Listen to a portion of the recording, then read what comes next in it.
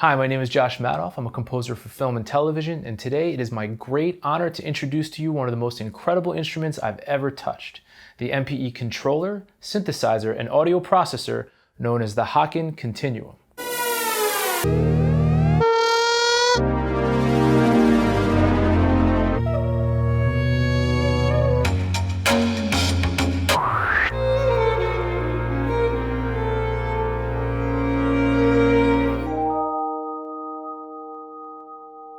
Pitch is by several orders of magnitude the most accurate sense that human beings have. When a violinist plays a note, it always starts slightly out of tune, but a skilled player can slide into the correct pitch in a split second. That split-second correction is one of the main reasons that acoustic instruments sound so soulful and alive. Now, in the world of electronic instruments, the continuum is uniquely sensitive to not just pitch, but also pressure and finger position. It tracks each of your fingers with microscopic accuracy by using up to 12 finely tuned Hall effect sensors per finger. Each Hall effect sensor is sampled by a 14-bit AD converter.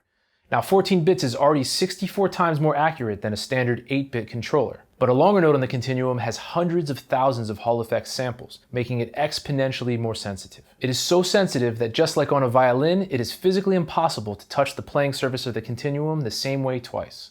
Okay, so the continuum might be the most sensitive and accurate electronic instrument ever made. Why does this matter? Because it makes it possible to do this.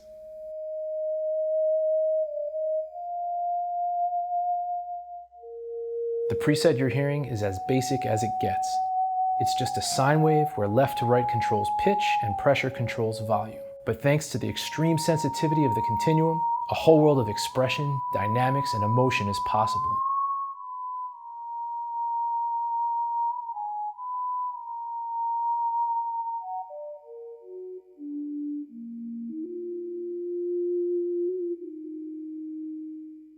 Here's another very basic preset where left to right is controlling pitch. And now, in addition to volume, pressure is also controlling brightness. So as I press, the note both gets louder and brighter. And what I play with one note has no effect on the others.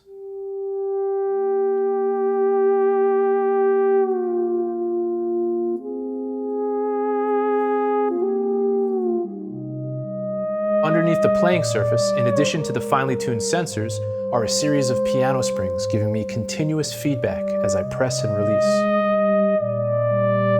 It's the combination of extreme sensitivity with this elegant physical feedback that enables me to play orchestral levels of dynamics and expression.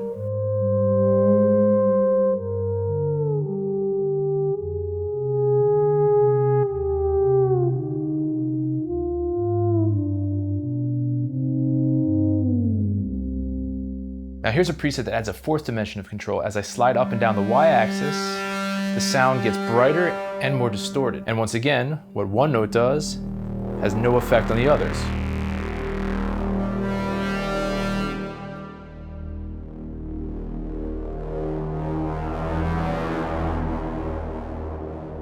The creative possibilities are limitless when you start to explore the 3D space that is the continuum's fingerboard.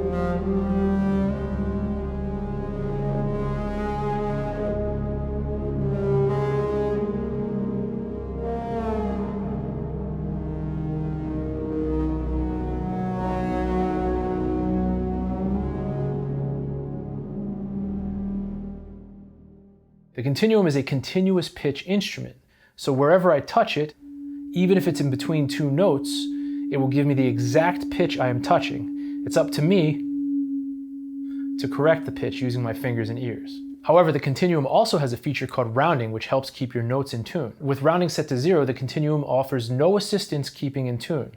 Wherever your finger is where the pitch is. With rounding set at maximum, all pitches are fixed and you can no longer glide between notes. You can also decide whether the initial key press is rounded or not. For me personally, if I'm playing 1 or 2 notes at a time, I find with rounding off, I get the best, most organic and human feeling performances.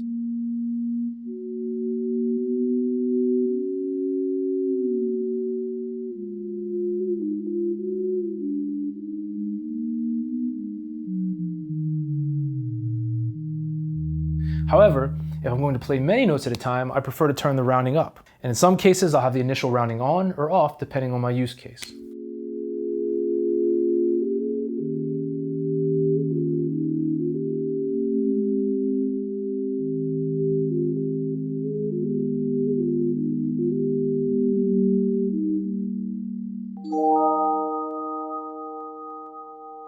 Another thing that makes the Continuum unique in the world of electronic instruments is how it creates a complex ecosystem that links the performer, the instrument, and the sound engine in a perpetual feedback loop. The internal sound engine you've been hearing is called the EaganMatrix. In this context, the EaganMatrix is more than just a sound engine. Each preset defines a set of complex interactions within this ecosystem. Every patch point in the matrix can be programmed to have anywhere from 0 human input to being completely under the control of a human finger, and of course everywhere in between. This preset is particularly responsive to the input of my fingers. How hard I press, how long I press, and exactly where I press are all extremely influential on the character and the shape of the sound.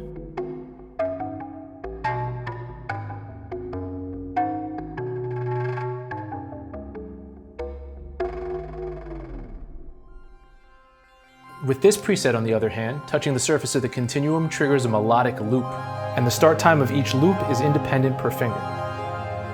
Pressure controls the volume of the loop, and left to right controls the pitch.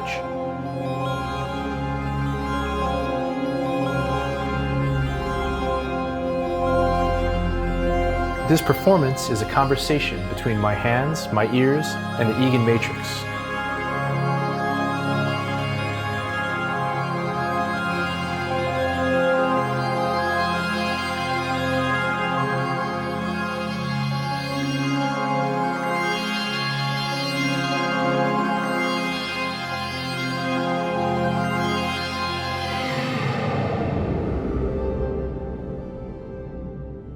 Remember, it is physically impossible to touch the surface of the Continuum the same way twice. The EaganMatrix was designed to take full advantage of these tiny variations, as well as the extreme precision of the X, Y, and Z dimensions of the fingerboard. For example, with this preset called Miles, even if I play the exact same note over and over again, it will always sound slightly different, just like a real trumpet.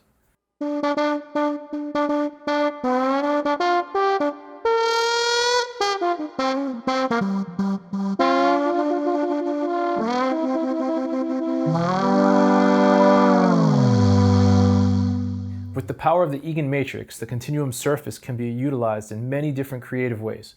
This preset, for example, uses what's called a touch area. My right hand controls the pitch and vibrato of the note, and with my left hand I control the volume with pressure and the character of the sound with my finger position.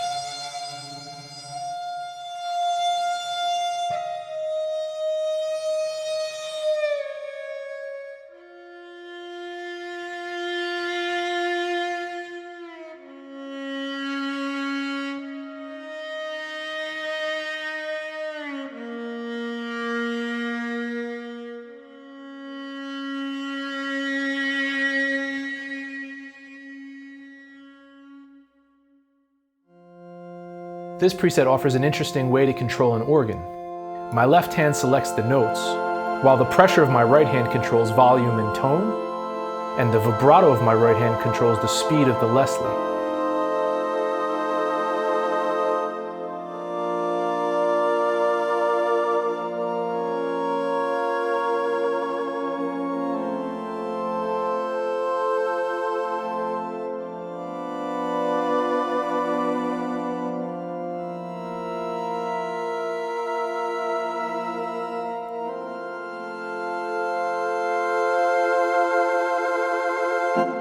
Another very unique feature of the EaganMatrix is how it handles pedals. Normally with a sustain pedal, you play a note, press a pedal, end of story. I have no more dynamics, the entire fingerboard should be held hostage. The first difference you'll notice is I actually have dynamic control of the notes that I'm sustaining with my foot. But what you're hearing is not actually sustained, it's sostenuto. meaning I still have access to play the fingerboard.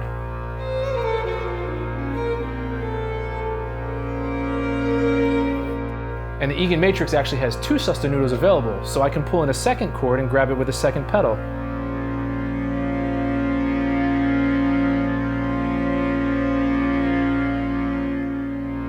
Now with just my feet, I have dynamic control over these 2 chords. And of course, I can still play on top.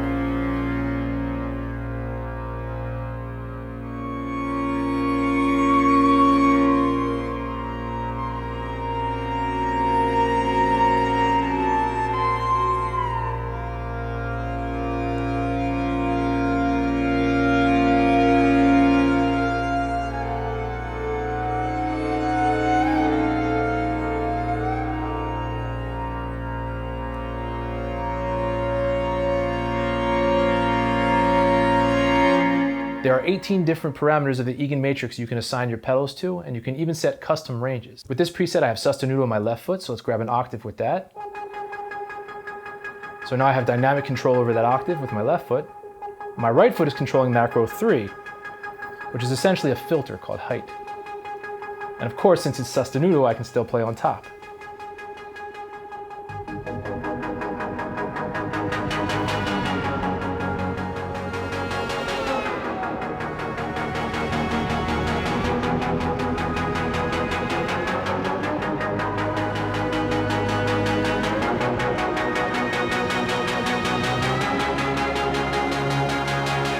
Even without the Continuum fingerboard or any of its special MPE capabilities, the EaganMatrix is already one of the most powerful and flexible digital synth engines available. Here I'm using a traditional Midi keyboard to control the EaganMatrix. While my right hand plays the notes, my left hand is opening and closing a filter using the mod wheel.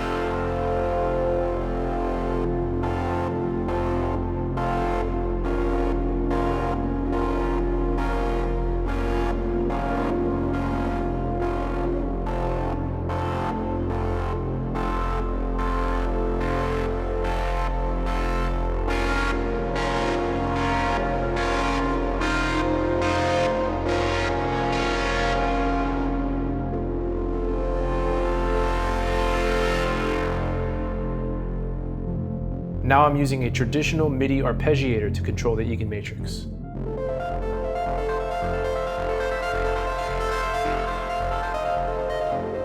Once again, my right hand is controlling the notes, while my left hand opens and closes the filter with the mod wheel.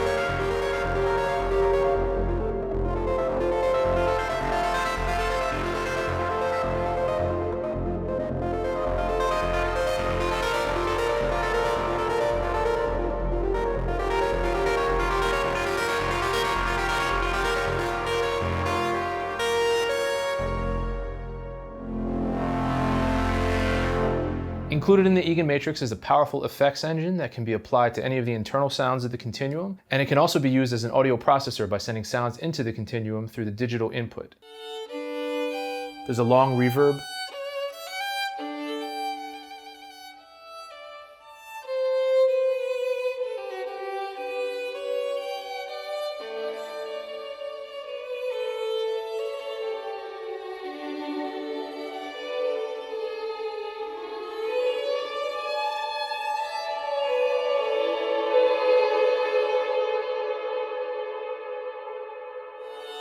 a short reverb,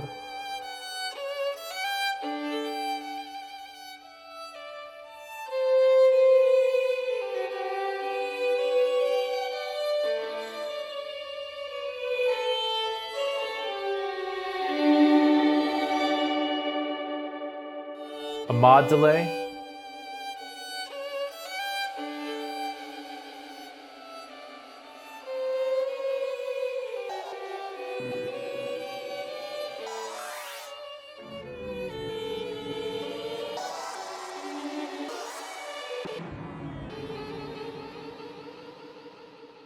swept delay,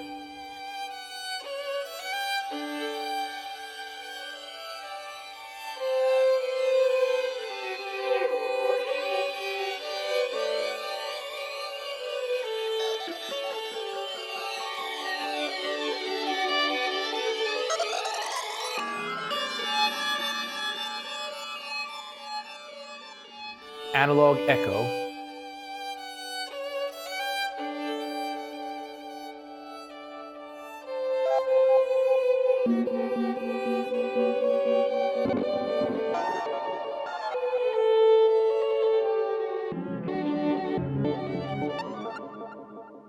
a delay with a low-pass filter,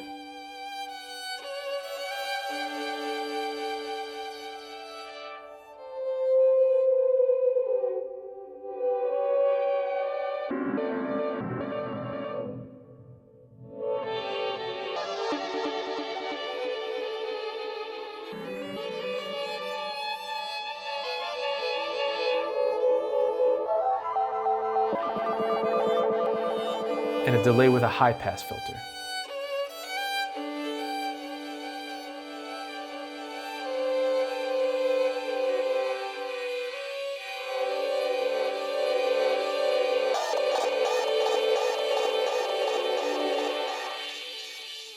The EaganMatrix also has a wonderful series of presets for processing audio using a combination of the Continuum's fingerboard and the internal effects engine.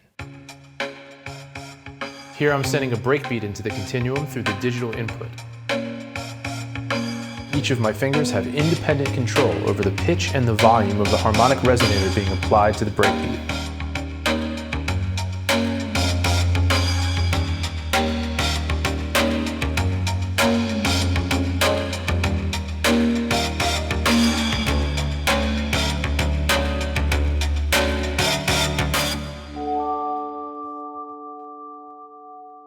It's possible to become a masterful sound designer on the Continuum without ever attempting to program the EaganMatrix. But first we must understand the primary difference in how sound is being generated on the Continuum versus a traditional synthesizer. Now with normal synthesizers there are two main ingredients for shaping the sound. The first is an envelope called an ADSR, which stands for attack, decay, sustain, and release. And in simple terms, attack, decay, sustain, and release shape how quickly the sound comes in, how long it sustains while you hold it down, how long it decays after you hold it down, and how long it decays after you let go.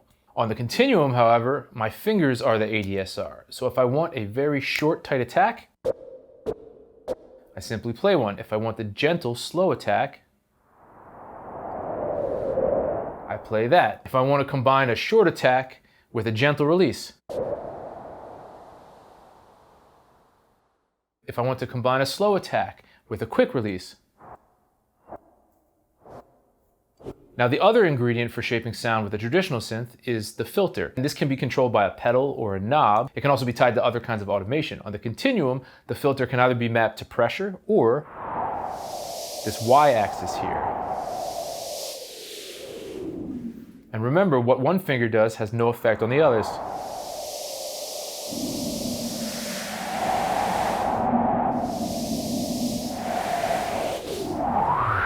Let's look at a preset called Dual Spectra Voice.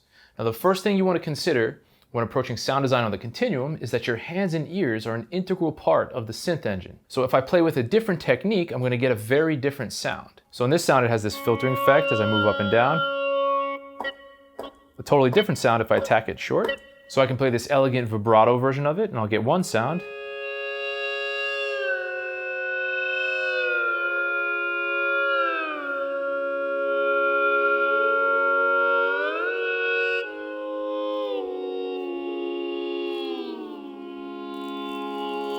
And I can play it percussively and I'll get a completely different sound.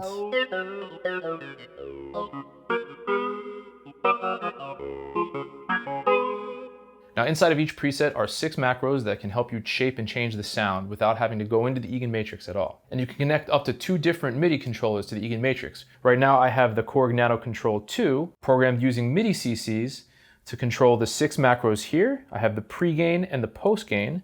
This is the global effects section, and these 3 are controlling what's called a tan-H distortion. So now let's dive in and do a little bit of sound design and see how many different sounds we can get out of this one preset. I'm just gonna hold down some notes, start moving things around.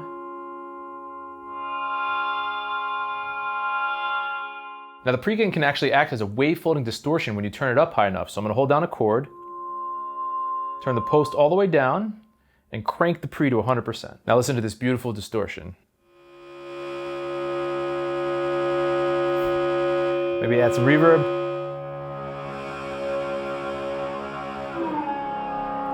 There's also a tan H distortion which you can use, so let's pull that back. Back off the pre-gains distortion. I have these set up to the tan H.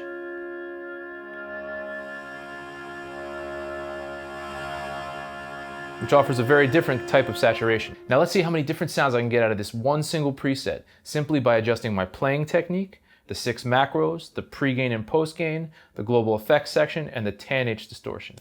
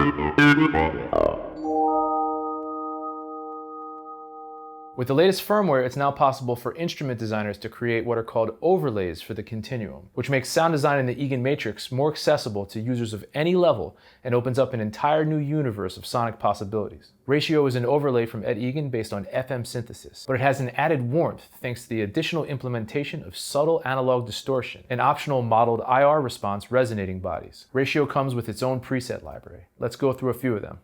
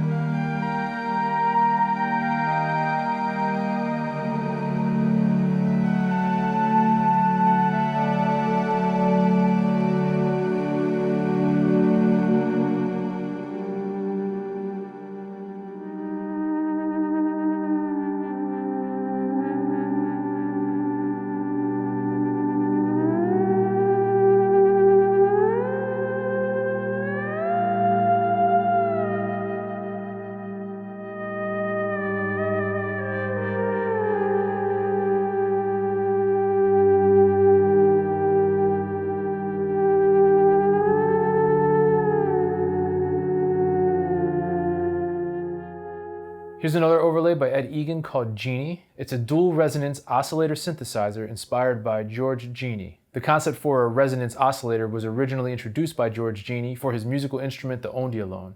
And the Continuum Genie overlay can sound remarkably close to the original Ondialones. Let's play with a couple of the presets on the Genie overlay.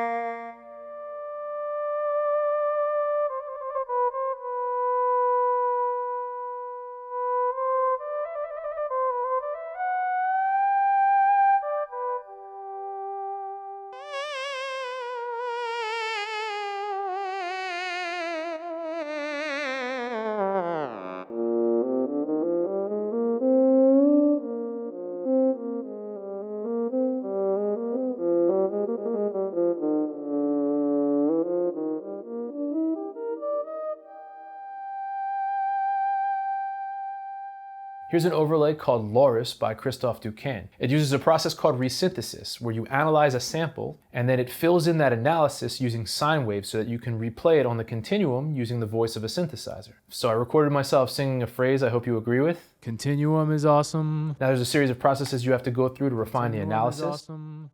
Continuum is awesome. Continuum is awesome. And then you can choose from a handful of predefined presets and then refine your sound from there. I built a few presets from that analysis. Let's see what they sound like. Continuum is awesome. Continuum is awesome. Continuum is awesome. Continuum is awesome. Continuum is awesome. Continuum is awesome.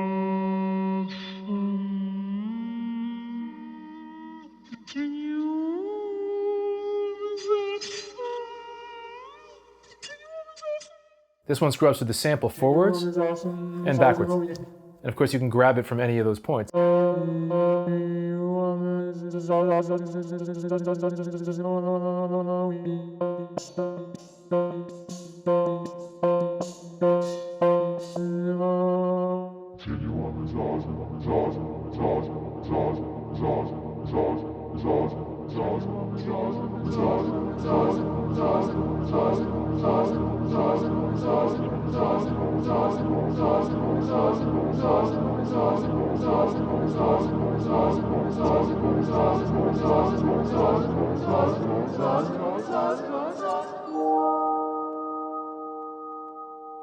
Now some people might ask, can the continuum sound like an analog synthesizer? The short answer is, with the right programming, the EaganMatrix can sound like just about anything. And there have been presets modeling elements from analog synthesizers for a while. But with the recent firmware, they added the 10H distortion, which does a very good job of emulating the types of harmonic distortion you get when overdriving an amp in an analog synthesizer. Here's a new preset from Ed Egan called Diode Pad that capitalizes on the 10H distortion and a few other things to get a very analog synth sound. And I thought it would be fun to see if I could match, tone for tone, the holy grail of analog synths, the Yamaha CS80. So here's the Deckard's Dream, which is a modern clone of the Yamaha CS80. Now I'm going to do my best to match the envelopes because remember, on the continuum, my fingers are the envelope. Another thing worth noting is that the signal from the continuum is stereo and the Deckard's Dream is mono, and I'm still pretty blown away by how close I was able to get it to sound.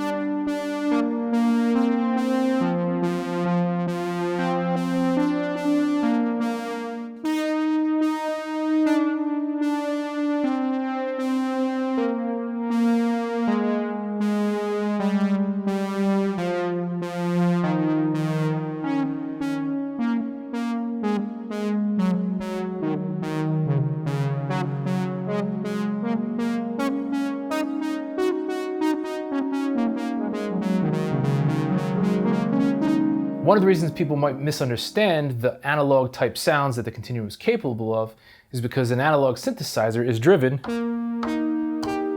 by essentially on-off switches with some kind of velocity sensitivity, and you might have aftertouch. Whereas the continuum, each finger gets its own envelope, and this is a totally different input than any analog synth is used to getting. But that's actually where it gets fun, because you can take these analog synth type sounds and take them to new places they've never been before.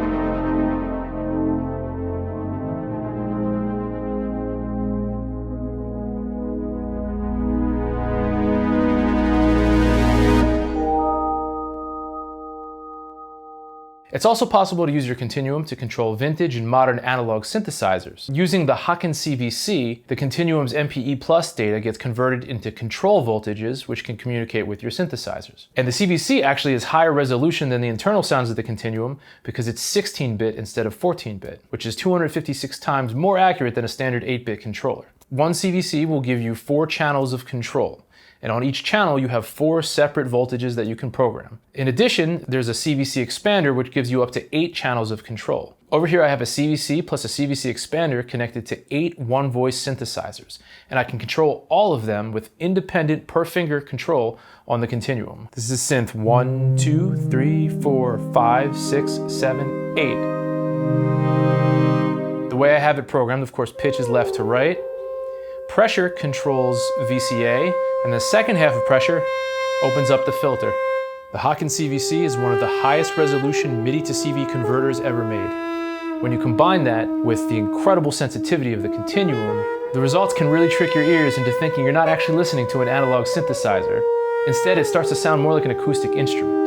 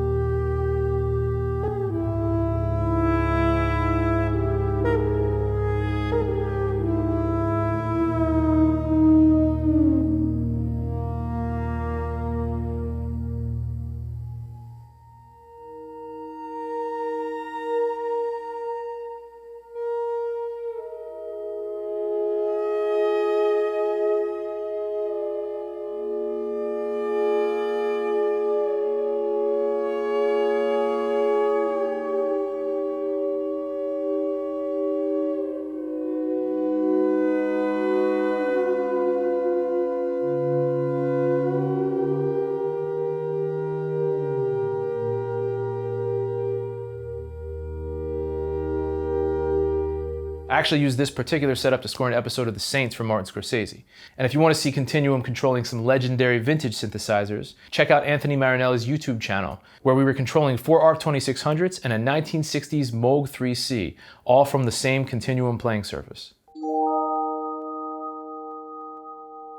The Continuum has one of the most extensive input and output sections of any synthesizer I've ever heard of. There's stereo analog outputs that take TS and TRS, stereo headphone output, SPDIF digital input and output, USB-C MIDI in and out, as well as MIDI TRS in and out. There's an I2C connector for interfacing with the Haken CVC, and finally there's 2 pedal inputs. What's remarkable to me is you can pretty much run every single one of these at the same time. The Arturia key step is connected to the Continuum with 5-pin mini DIN running a sequence. Here I'm using the Korg Nano Control 2 to control the macros, and I'm playing a bass line with the Korg Nano Key 2. Via the USB-C MIDI, you can select up to 2 controllers for the Continuum.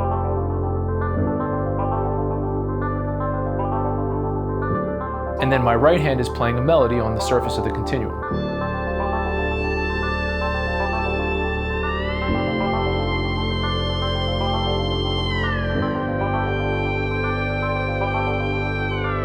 Finally, the performance is being sent to an external reverb unit from the analog stereo outputs, and simultaneously being recorded separately without the reverb from the digital output.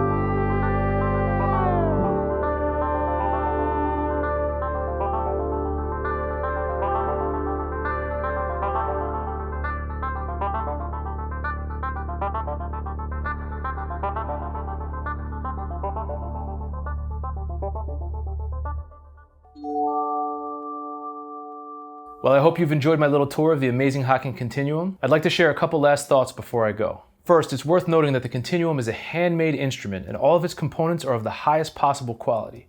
I actually like to call it the Stradivarius of synthesizers. Now, unlike a Stradivarius violin, the Continuum is capable of making incredible sounds from the first moment you touch it. For example, with a preset like ambient analog, I can use very basic gestures and get a very big sound.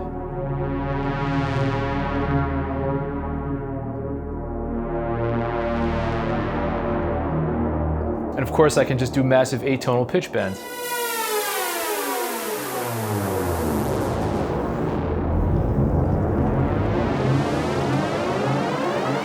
On the other hand, it's exactly like a Stradivarius, in that getting the most expressive and musical performances out of the Continuum require you to diligently practice the instrument the same way you would any other acoustic instrument. But with practice, something as simple as a single note line with an elegant vibrato can become an emotive and expressive performance.